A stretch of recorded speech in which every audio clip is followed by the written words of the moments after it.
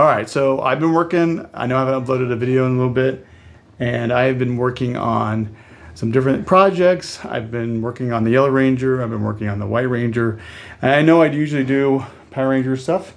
I have my Green Ranger up there, my Black Ranger down there. I did actually finish the pinstriping on it, but you got a little sneak peek right there on the video of something that I have been making and have been working on for a while, and that is Foxy.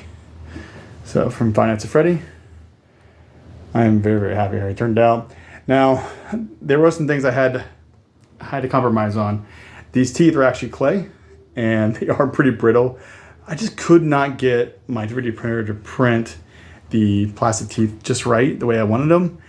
And so my kids actually helped me, and we made the teeth out of clay and let them dry and everything. And I think they look more organic, more like how the monsters look. Also, some things I had to compromise on is, since the teeth are pretty brittle, and this is not going to be usually used as like a mask per se or a helmet, I went ahead and fixated the jaw.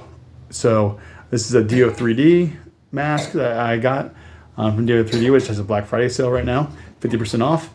And the jaw can hinge, so it has a hinge there, but I kind of fixated it there. Same with the ears. I really don't care if they move. There's just more of just, hey, sitting down at a spot. It's going to be sitting there as more of a decorative piece, and it came out really, really good. Very happy with Fnaf FOXY, and I think it's going to be a great addition to everything. So thanks for watching. Bye.